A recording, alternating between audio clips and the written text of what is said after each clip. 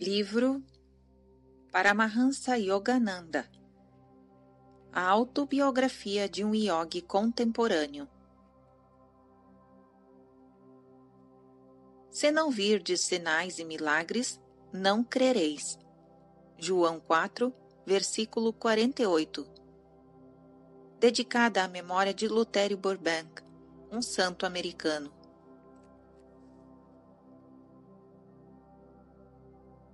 Introdução.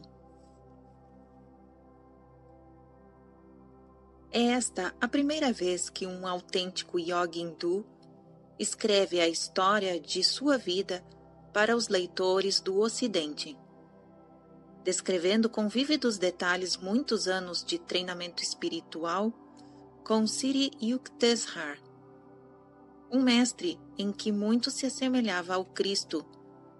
Revela aqui o autor um aspecto fascinante e pouco conhecido da moderna Índia. Paramahansa Yogananda foi o primeiro grande mestre da Índia a viver no Ocidente durante um longo período, mais de 30 anos. Iniciou na yoga 100 milhões de estudantes, técnicas científicas para despertar a consciência divina do homem.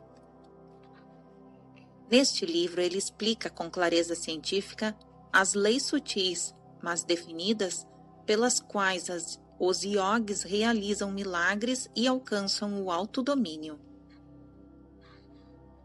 Yogananda, diplomado pela Universidade de Calcutá, escreve com inesquecível sinceridade e incisiva agudeza. Capítulos cheios de vida são dedicados às suas visitas a Mahatma Gandhi. Há também Rabindranath Tagore, a Lutherio Burbank e a Therese Neumann, a católica estigmatizada da Bavária. Este livro foi traduzido para 12 idiomas. Paramahansa Yogananda, um yogi na vida e na morte. Paramahansa Yogananda entrou em Mahasamadhi, a derradeira vez que um yogi abandona conscientemente seu corpo, em Los Angeles, na Califórnia, em 7 de março de 52. Após concluir um discurso num banquete em homenagem a Sua Excelência Binay Sen, embaixador da Índia. O relato da partida do muito amado yogi apareceu no número de março de 1952 de Self-Realization Fellowship Magazine, em Los Angeles, e no seminário de Times, no dia 4 de agosto de 1952.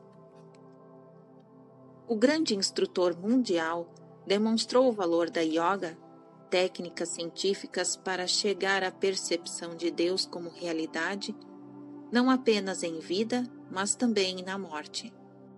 Semanas após haver partido, sua face inalterada brilhava com o divino esplendor da incorruptibilidade. O Sr. Harry D. Reville, diretor do cemitério de Forest Lawn de Los Angeles, onde o corpo do grande mestre, já temporariamente, enviou à Self-Realization Fellowship uma carta com firma reconhecida da qual são extraídos os seguintes trechos. A ausência de quaisquer sinais visíveis de decomposição no cadáver de Paramahansa Yogananda constitui o mais extraordinário caso da nossa experiência. Nenhuma desintegração física era visível no corpo, mesmo 20 dias após a sua morte. Nenhum indício de bolor revela-se em sua pele e nenhum dessecamento, secagem, ocorreu nos tecidos orgânicos.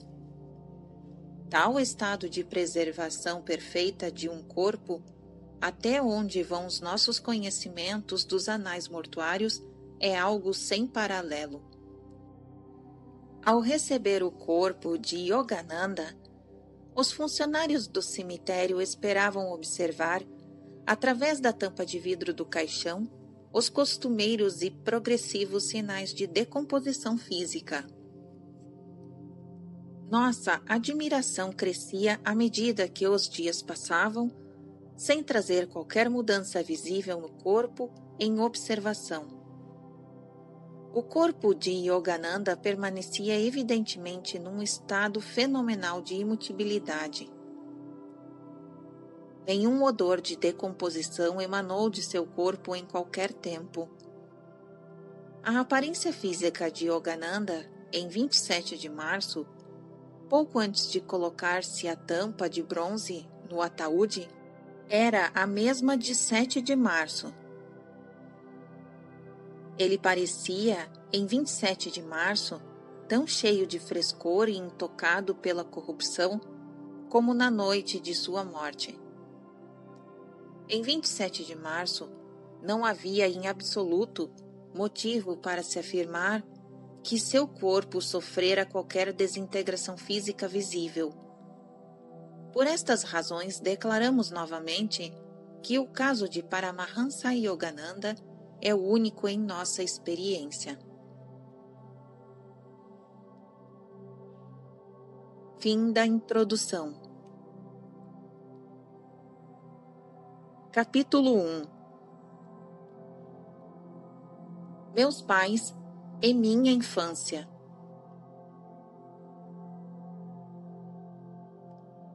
Os traços característicos da cultura hindu têm sido desde sempre a pesquisa das veredas últimas e, simultaneamente, a relação entre guru e o discípulo.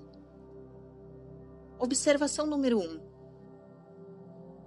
Guru significa mestre espiritual, o que dissipa as trevas.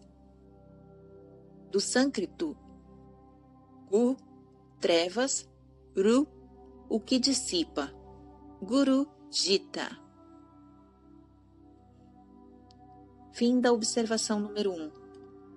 Continuação da narrativa. Meu próprio caminho conduziu-me a um sábio semelhante a Cristo. Sua vida fora cingelada para a posterioridade. Foi ele um dos grandes mestres que constitui o mais valioso patrimônio da Índia. Surgiu alterneiro em todas as gerações. Eles foram erguendo os baluartes que evitaram a seu país o destino de civilizações extintas como a do Antigo Egito e a da Babilônia. Minhas recordações mais antigas abrangem traços anacrônicos de uma encarnação anterior. Lembro-me claramente de uma existência longínqua, a de um yogi, entre as neves do Himalaia. Observação número 2. Yogi, praticante de yoga, união, antiquíssima ciência de meditação em Deus. Fim da observação número 2. Continuação da narrativa. Estes indícios do passado, graças a um elo imensurável, permitiram-me também vislumbres do futuro. Indefesas humilhações da infância ainda não se desvaneceram da minha memória. Era com ressentimento que eu tinha consciência de ser incapaz de me locomover e de me expressar livremente. Sucessivas ondas de oração erguiam-me dentro de mim ao reconhecer essa impotência física. Minha forte vida emocional exprimiu-se mentalmente em palavras de muitas línguas. Entre a confusão interna de idiomas, habituei-me pouco a pouco a ouvir as sílabas beringales do meu povo. Como se enganam os adultos ao avaliarem o alcance de um cérebro infantil, julgando que ele se limita apenas aos brinquedos. A fermentação psicológica, não encontrando possibilidade de se expressar através do meu corpo, imaturo, dava origem a muitas e obstinadas crises de choro. Recordo-me da desorientação e do assombro que meu desespero provocava em toda a família. Lembranças mais felizes também me ocorreram. As carícias de minha mãe, as primeiras tentativas que fiz para balbuciar frases e dar os primeiros passos. Esses triunfos infantis, normalmente logo esquecidos, criam, contudo, em nós um alicerce natural de autoconfiança. O grande alcance de minha memória não é o caso único. Sabe-se de muitos iogues que conservaram a consciência de si mesmos ininterruptamente durante a dramática transição da vida para a morte e de uma outra para outra vida. Se o homem fosse apenas um corpo, sua desintegração física seria para ele o término de sua identidade. Mas, no decurso de milênios, os profetas falaram a verdade. O homem é essencialmente uma alma incorpórea e onipresente. Apesar de insólitas recordações nítidas da primeira infância, não são infrequentes.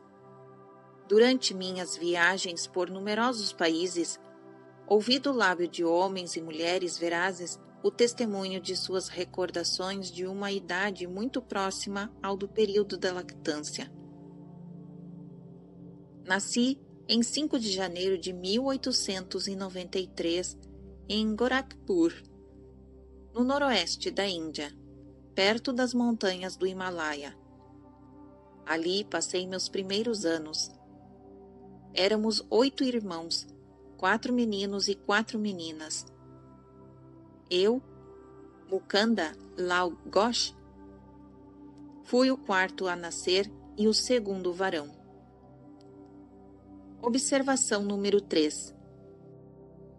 Meu nome de família foi substituído pelo religioso de Yogananda em 1914, quando ingressei na veneranda ordem monástica dos Iswamens. Em 1935, meu guru conferiu-me um título espiritual mais elevado, o de Paramahansa. Veremos isso no capítulo 24 e 42. Continuação da narrativa. Meu pai e minha mãe eram bengalis, da casta Kshatriya. Observação número 4. Casta Kshatriya, a segunda casta, tradicionalmente de legisladores e guerreiros. Fim da observação número 4, continuação da narrativa. Ambos foram abençoados com uma natureza de santos. O mútuo amor que os uniu, tranquilo e digno, nunca se expressou com frivolidade. Sua harmonia conjugal perfeita era o foco de serenidade em torno do qual girava o tumulto de 8 filhos pequenos.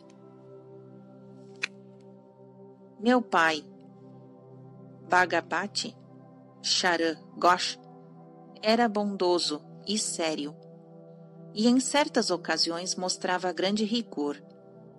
Embora lhe tivesse muita afeição, nós, crianças, mantínhamos para com ele certa distância que raiava pela reverência. Notável em matemática e lógica, guiava-se principalmente por seu intelecto.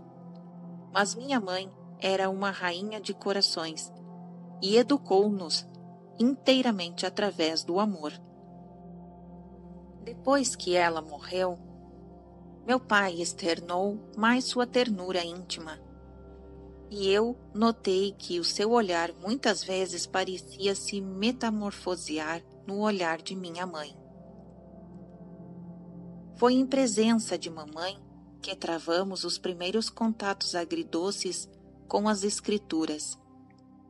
Ela recorria a Mahabharata e ao Ramayana. Observação número 5. Ramayana, estes antigos poemas épicos, são um repositório precioso da história, da mitologia e filosofia da Índia. Fim da observação número 5. Continuação da narrativa. Para exumar histórias que aplicassem vantajosamente as exigências disciplinares, instrução e castigo caminhavam de mãos dadas. Em sinal de respeito por meu pai, mamãe nos vestia cuidadosamente em cada tarde para recebê-lo ao regressar do escritório. O cargo por ele ocupado era equiparável ao de vice-presidente numa das maiores companhias ferroviárias da Índia, a de Bengala Nagpur. Seu trabalho obrigava-o a frequentes viagens e a mudanças de residência. Nossa família viveu em diversas cidades durante minha meninice. Mamãe sempre tinha a mão aberta e generosamente para todos os necessitados. Papai também era caridoso, mas seu respeito à lei e à ordem estendia-se até o orçamento doméstico. Certa quinzena, mamãe gastou com a alimentação dos pobres mais do que papai gastava num mês. Papai disse: "Por favor, só lhe peço que seja caridosa dentro dos limites razoáveis." Mesmo uma repreensão suave de seu esposo era de suma gravidade para minha mãe. Sem revelar aos filhos seu desacordo com o papai, ela fez vir uma carruagem de aluguel. Mamãe disse: "Adeus, vou-me embora para a casa de minha mãe, antiquíssimo ultimato." Rompemos em prantos e lamentações. Nosso tio materno chegou no momento oportuno, segredou a meu pai um conselho herdado certamente de algum sábio antanho. Depois de papai ter pronunciado algumas palavras de esclarecimento e conciliação, mamãe, feliz, despediu-se da carruagem. Assim terminou a única divergência de que tive conhecimento entre meus pais.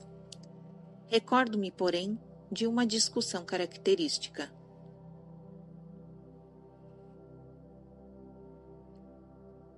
Mamãe disse: "Por favor, preciso de 10 rúpias para dar uma pobre mulher que veio bater à nossa porta." O sorriso de mamãe era persuasivo. Papai perguntou: "Por que 10 rúpias? Uma é bastante." Observação número 6. Uma rúpia vale um pouco menos que $1/3. Fim da observação número 6, continuação da narrativa. Papai acrescentou essa justificação: "Quando meu pai e meus avós faleceram subitamente, eu soube pela primeira vez o que era a pobreza. De manhã, comia unicamente uma pequena banana antes de caminhar vários quilômetros até a escola. Mais tarde, na universidade, sofri tais privações que me vi forçado a pedir a um rico juiz o auxílio de 1 rúpia por mês. Esse juiz recusou, declarando que mesmo 1 rúpia tinha valor.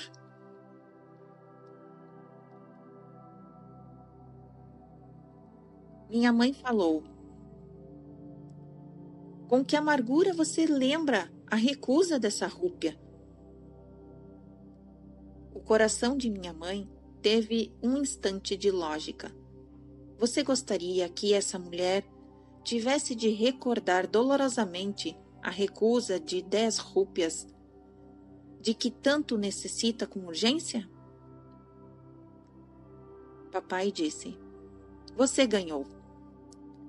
Com um gesto imemorial dos esposos que se dão por vencidos, meu pai abriu a carteira. "Aqui está uma nota de 10 rúpias. Entregue com os meus melhores votos de felicidades." Tinha papai a tendência de dizer não a qualquer proposta nova. Sua atitude perante aquela desconhecida, que tão depressa conquistara a compaixão de minha mãe, era um exemplo de sua cautela habitual. Em verdade, a aversão a aceitar imediatamente é apenas uma homenagem ao princípio de reflexão necessária. Achei meu pai sempre justo e equilibrado em seus julgamentos. Se eu pudesse reforçar meus numerosos pedidos com 1 ou 2 bons argumentos, ele invariavelmente punha a meu alcance o objetivo ambicionado. Fosse uma viagem durante as férias ou uma motocicleta. Meu pai foi um disciplinador austero de seus filhos, sempre desde pequenininhos. Mas sua atitude para consigo mesmo só podia se classificar de espartana. Nunca frequentou, por exemplo, o teatro, mas procurava suas recreações em várias práticas espirituais e na leitura do Bhagavad Gita. Observação número 7. Bhagavad Gita, este nobre poema sânscrito, que faz parte do épico Mahabharata, é a Bíblia hindu.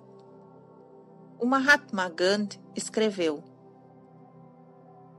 Aqueles que meditarem no Gita retirarão dele novas alegrias e novos significados todos os dias.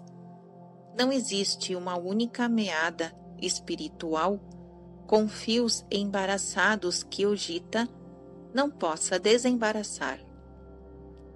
Fim da observação número 7. Continuação da narrativa. Meu pai repudiava todo o luxo e aderia a um par de sapatos velhos até que se tornassem imprestáveis.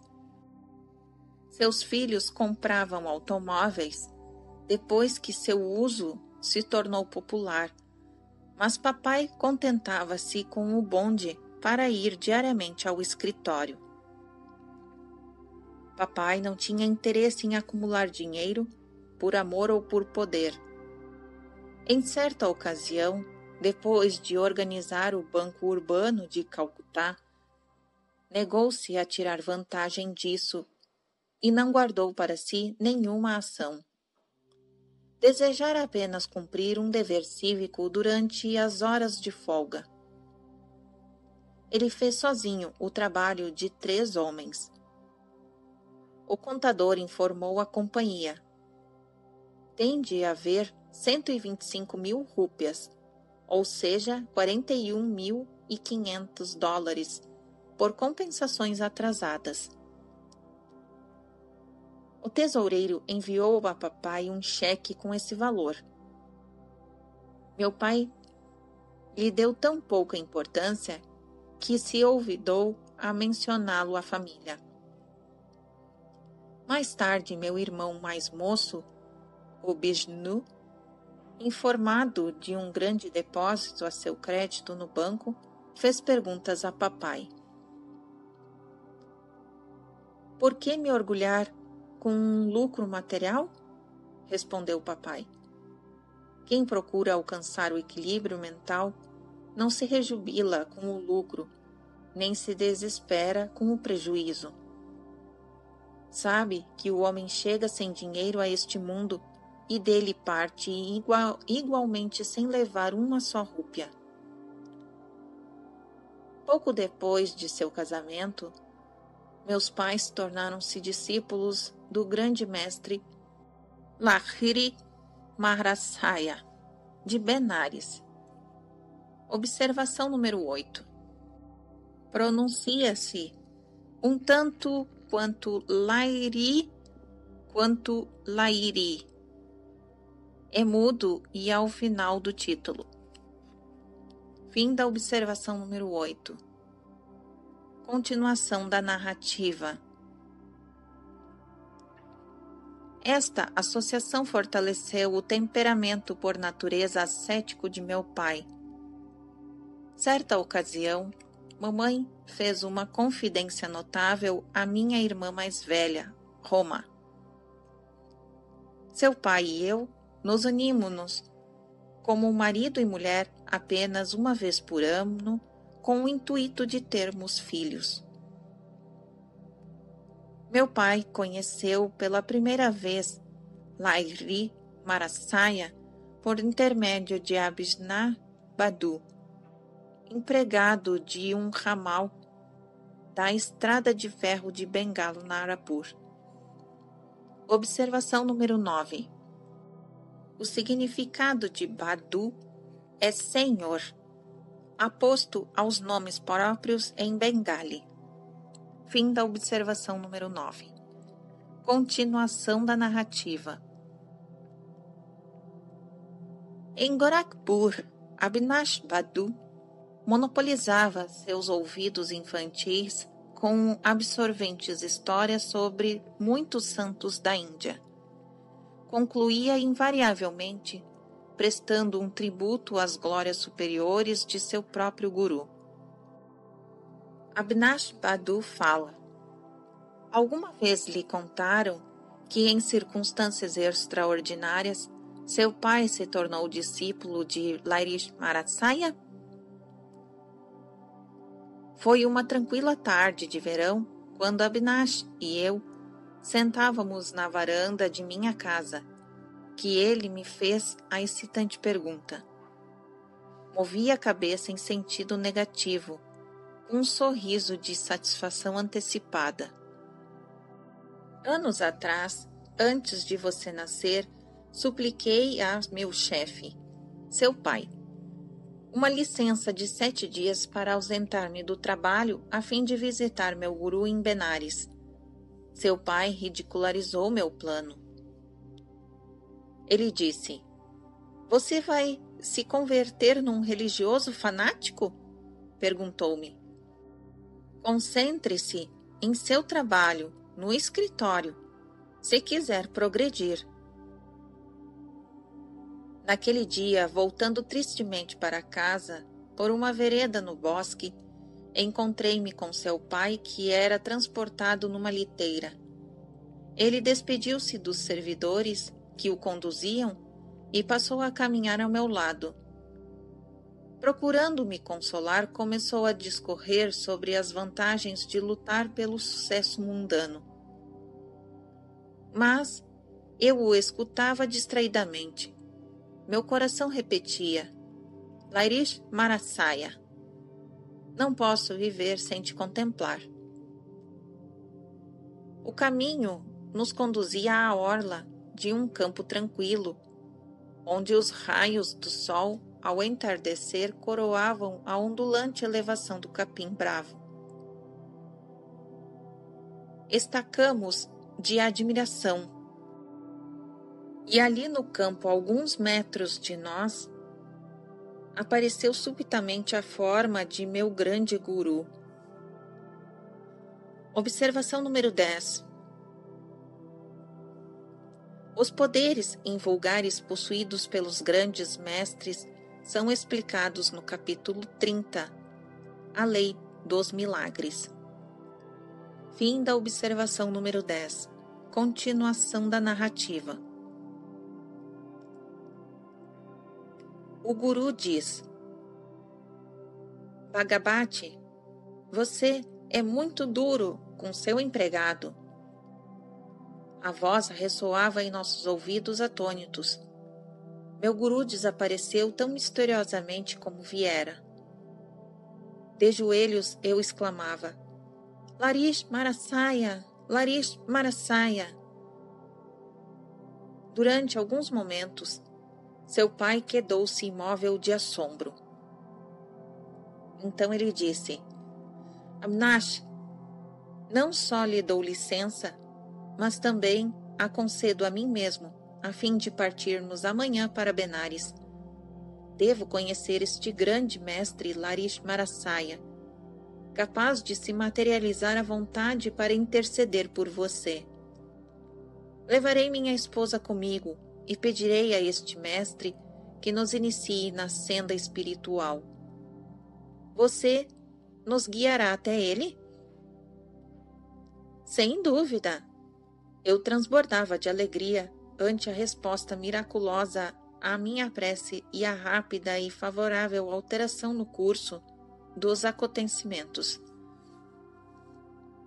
Na noite seguinte, seus pais e eu viajamos de trem para Benares. Lá chegando durante o dia, cobrimos certa distância num trole e depois tivemos de caminhar por ruelas estreitas até atingir a moradia retirada de meu guru. Entrando em sua pequena sala, fizemos uma reverência ao mestre.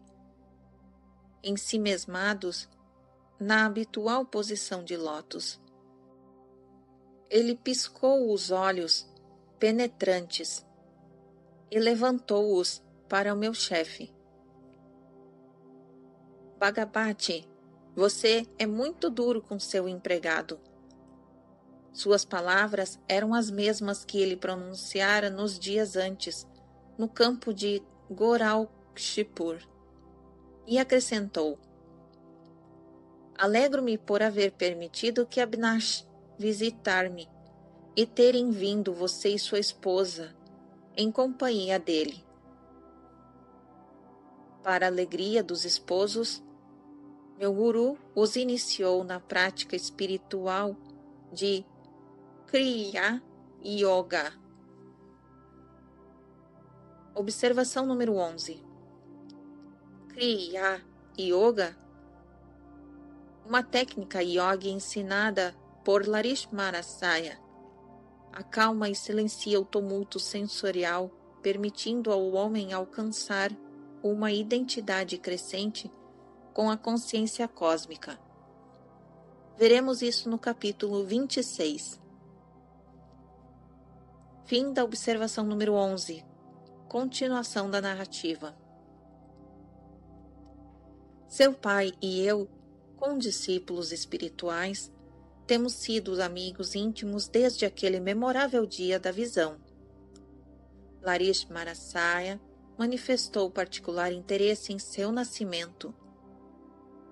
Mukunda e sua vida estará com certeza relacionada com a dele. As bênçãos do mestre nunca falham. Larismarasaya deixou este mundo pouco depois de eu nele haver entrado.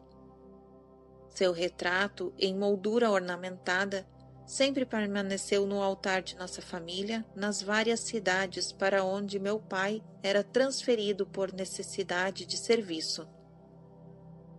Muitas manhãs e muitas noites se encontraram a minha mãe e eu em meditação ante ao improvisado altar, oferecendo flores aromatizadas e pasta de sândalo. Juntando incenso e mirra às nossas devoções, honrávamos a divindade que se manifestara com plenitude em Larismarasaya.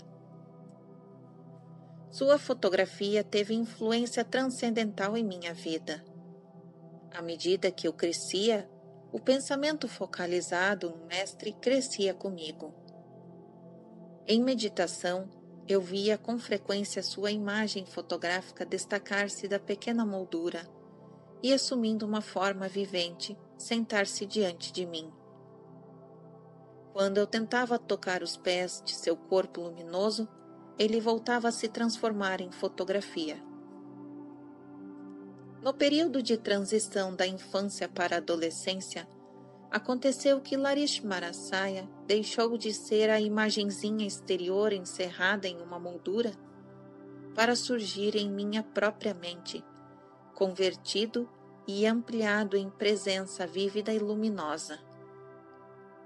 Em momentos de prova e confusão, eu costumava invocá-lo numa prece, encontrando em seu interior sua orientação consoladora.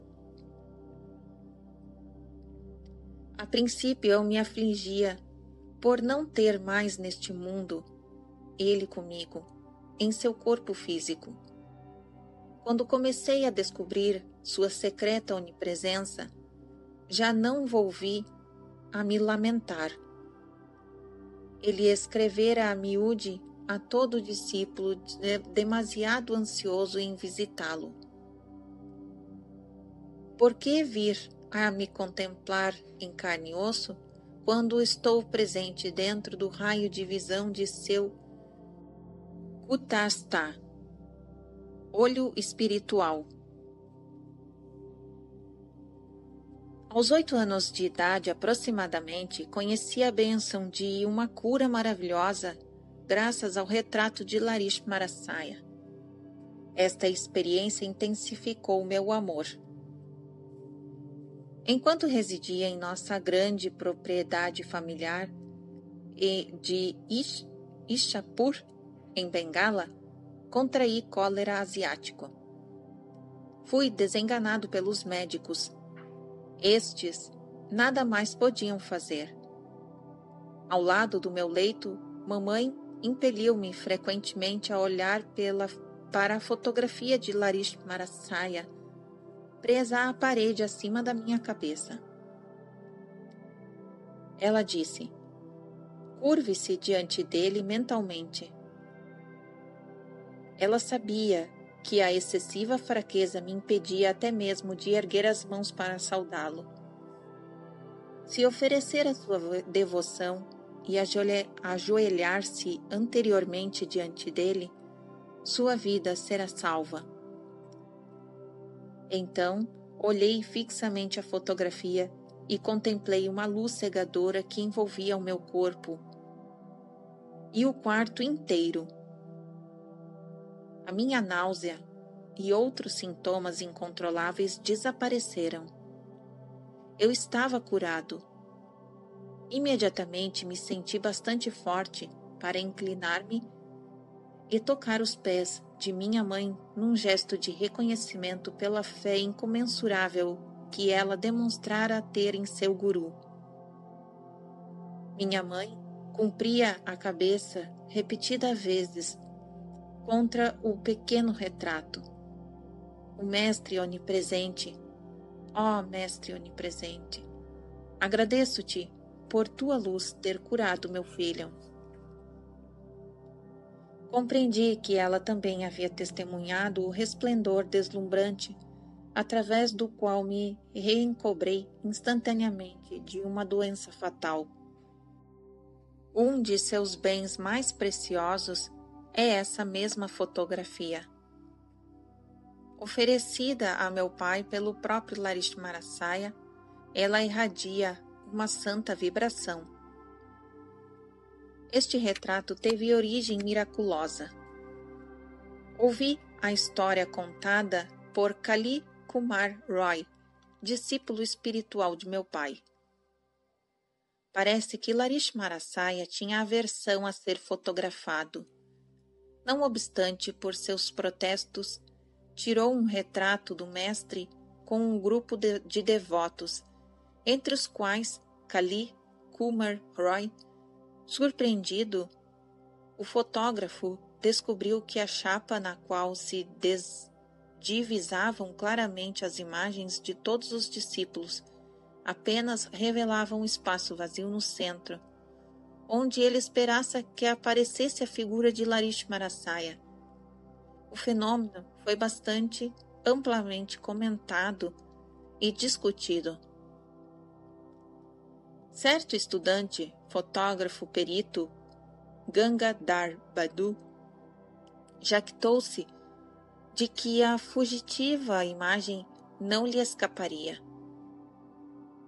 Na manhã seguinte, quando o guru se colocava em posição de lótus, num assento de madeira, com um biombo por trás, Gangadhar Badu chegou com seus equipamentos.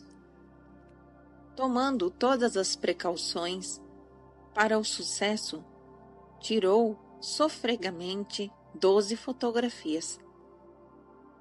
Em cada uma encontrou a impressão do assento de madeira com o biombo, mas a figura do mestre novamente havia sumido. Em lágrimas e com orgulho despedaçado, Gangadhar Badhu procurou seu guru. Passaram-se muitas horas em que Larismarasaya quebrasse o silêncio com um significativo comentário. Eu sou o espírito. Pode a sua câmera fotográfica refletir o invisível onipresente? Vejo que é impossível. Mas, Santo Senhor, desejo ardentemente um retrato desse templo corpóreo. Minha missão era estreita. Até hoje, eu não tivera consciência que nele o espírito habita em plenitude. Regressa então amanhã cedo, posarei para você. O fotógrafo novamente focalizou sua máquina. Desta vez, a sagrada figura não se cobriu de imperceptibilidade misteriosa. Apareceu nítida na capa.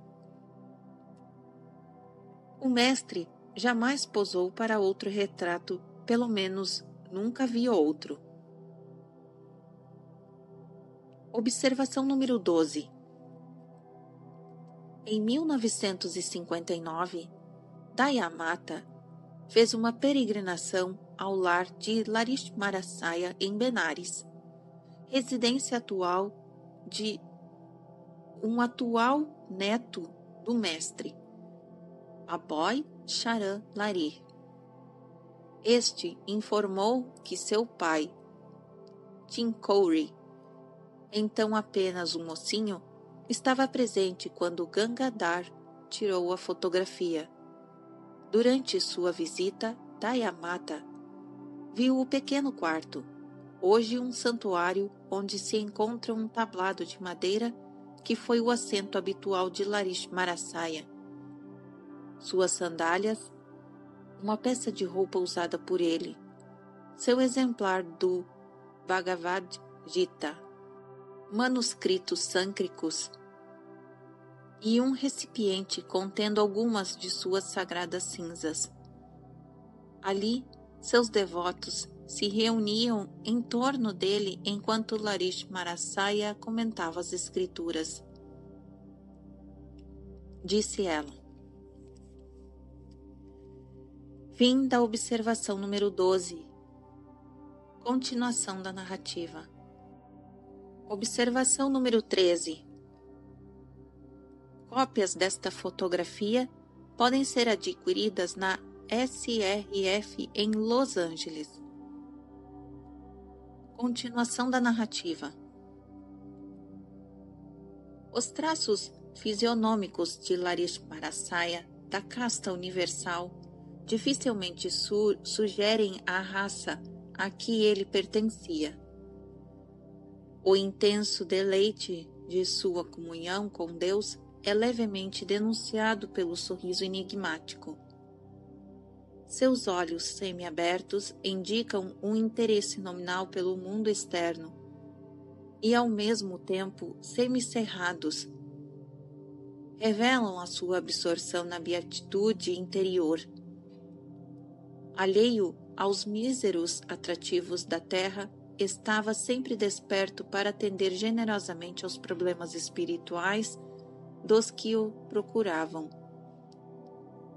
Pouco depois de minha cura, graças à luz que se projetou através da fotografia de Larismarasaya, tive uma visão de grande influência espiritual. Sentado em meu leito, certa manhã, absorvi-me em profunda concentração. Que há por trás da obscuridade dos olhos? Este pensamento inquiridor me avassalou a mente. Imensa luz manifestou-se instantaneamente em minha visão interna. Divinas figuras de santos sentados em posição de lótus em cavernas de montanhas alinhavam-se como imagens de um filme em miniatura na grande tela de radiações surgidas no meu interior da minha testa. Quem sois? Pergunteis em voz alta. Somos iogues do Himalaia. É difícil descrever a resposta celestial. Meu coração estremecido inundou-se de beatitude. Ali, como anseio ir ao Himalaia e tornar-me um de vós. A visão desapareceu, mas seus raios prateados expandiram-se em círculos cada vez maiores até o infinito. Que maravilhoso esplendor é este! Eu sou Iswara. Observação número 14. Iswara, nome sânscrito para indicar Deus em seu aspecto de legislador cósmico, da raiz is, legislar. As escrituras hindus contêm milhares de nomes para designar Deus, cada um correspondendo a um diferente matiz de significado filosófico. Deus, sob o aspecto de Iswara, cria e dissolve todos os universos metódica e periodicamente. Fim da observação 14. Continuação da narrativa. Eu sou luz. A voz se parecia às nuvens murmurantes. Quero unir-me a ti. Do lento desvanecer-se de meu divino êxtase, ficou-me a herança de um pensamento, inspiração para buscar Deus. Ele é a alegria eterna, sempre renovada. Esta lembrança perdurou muito após o dia do místico rapto.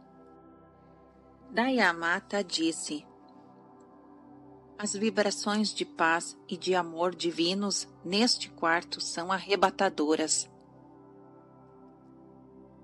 Satya Charan Lairish, outro neto, construiu em Benares um Guru Mandir, templo onde se venera uma bela estátua de mármore de Lakshmarasaya.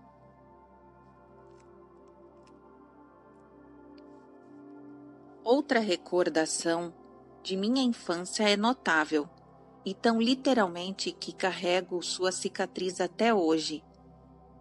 Certa manhã, bem cedo, minha irmã mais velha, chamada Uma, estava sentada comigo sob uma árvore de nierne. Em nossa casa de campo, em Gorakhpur. Observação número 15. Nierne é uma amargoseira, grande árvore originária da Índia Oriental, cujas flores são de cores lilás e os frutos amarelos. Suas propriedades medicinais são hoje reconhecidas no Ocidente, onde a casca amarga é usada como tônico. Descobriu-se que o óleo de suas sementes e frutos é de valia no tratamento da lepra e de outras moléstias. Fim da observação número 15. Continuação da narrativa. Uma me ajudava nos estudos de minha primeira cartilha em Bengali, nos momentos em que eu consentia desviar minha vista de alguns papagaios que ali perto bicavam os frutos maduros da amargoseira. Queixou-se Uma de um certo inchaço em sua perna e foi buscar um frasco de unguento. Untei meu antebraço com um pouco da pomada. Por que esfrega remédio num braço sadio? Bem, irmã, sinto que amanhã vou ter um furúnculo. Estou experimentando o unguento no lugar onde a inflamação vai aparecer. Ela disse: Menino mentiroso! Irmã, não me chame de mentiroso, até ver o que acontecerá amanhã. Eu estava indignado. Ela, sem se deixar impressionar, 3 vezes me chamou de mentiroso. Resolução inflexível como diamante soou em minha voz quando lhe dei esta lenta resposta. Pelo poder da vontade em mim, afirmo que amanhã terei um enorme furúnculo exatamente neste lugar de meu braço, e o teu furúnculo estará 2 vezes mais inchado que hoje. Na manhã seguinte, encontrei um valente furúnculo no lugar indicado, e o de uma tinha duplicado 2 vezes de dimensão. Gritando agudamente, minha irmã correu para minha mãe. Mukunda converteu-se em nigromante. Com gravidade, mamãe instruiu-me a nunca usar o poder da palavra para fazer o mal.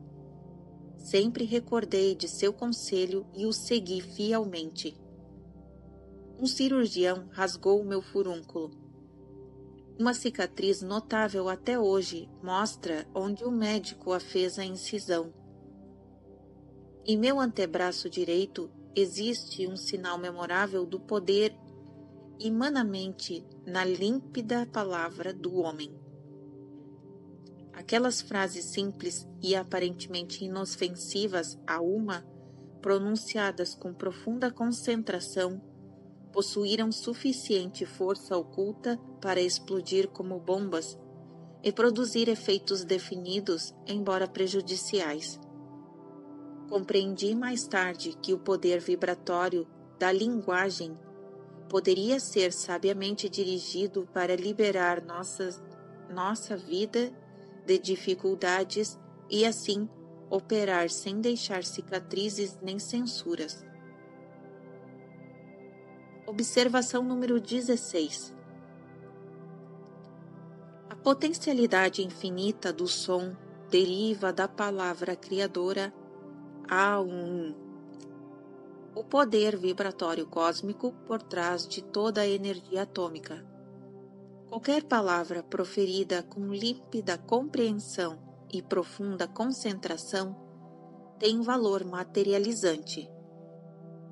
A repetição oral ou silenciosa de palavras inspiradoras provou sua eficiência em sistemas de psicoterapia, como, por exemplo, o de Coué. O segredo reside em introduzir um crescendo na frequência vibratória da mente. Fim da observação número 16. Continuação da narrativa. Nossa família transferiu-se para Lahore, em Punjab. Ali, comprei um retrato da Mãe Divina sob a forma da deusa Kali, que santificou um modesto altar na sacada interna da nossa casa. Observação número 17. A deusa Kali é um símbolo de Deus sob o aspecto da eterna Mãe Natureza. Fim da observação 17. Continuação da narrativa. Dominou-me a convicção inequívoca de que todas as minhas preces pronunciadas naquele santo lugar se realizariam. Certo dia, de pé nessa sacada, em companhia de uma, observei 2 meninos empinando papagaios de papel sobre o telhado de 2 edifícios vizinhos, separados de nossa casa por uma estreita rua. "Por que se acha tão quieto?" perguntou-me uma, dando-me um empurrão por brincadeira. "Estou pensando como seria maravilhoso se a Mãe Divina me desse tudo o que eu pedisse. Suponho que ela lhe daria aqueles 2 papagaios. O riso de minha irmã era de caçoada. Então eu disse: por que não? Comecei a rezar silenciosamente para obtê-los. Na Índia, os meninos fazem competições e apostas com papagaios cujas linhas são recobertas de cola e vidro moído. Cada jogador procura cortar a linha de seu adversário. Finalmente, um papagaio solto voa sobre os telhados e é divertido correr atrás dele para apanhá-lo. Estando Uma e eu numa sacada interior, recoberta de telhas, parecia impossível que um papagaio de linha cortada viesse cair em nossas mãos. Sua linha naturalmente passaria flutuando sobre o telhado. Do outro lado da estreita viela, os competidores começaram o combate.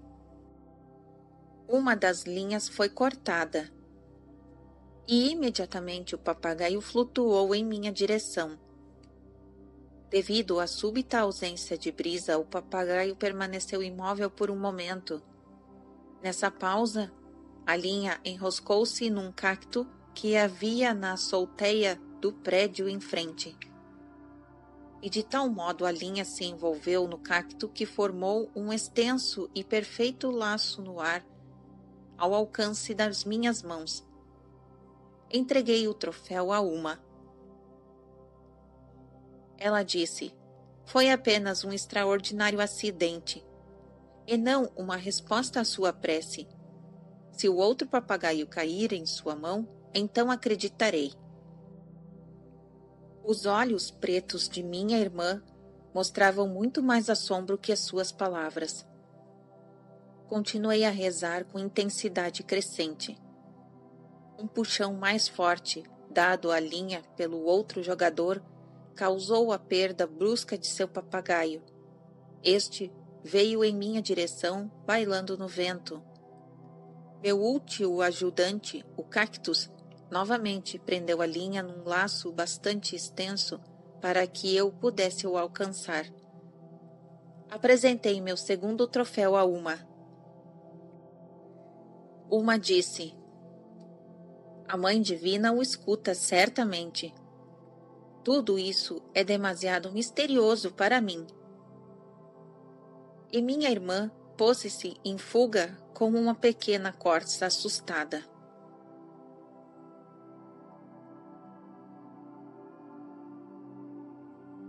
Fim do capítulo 1.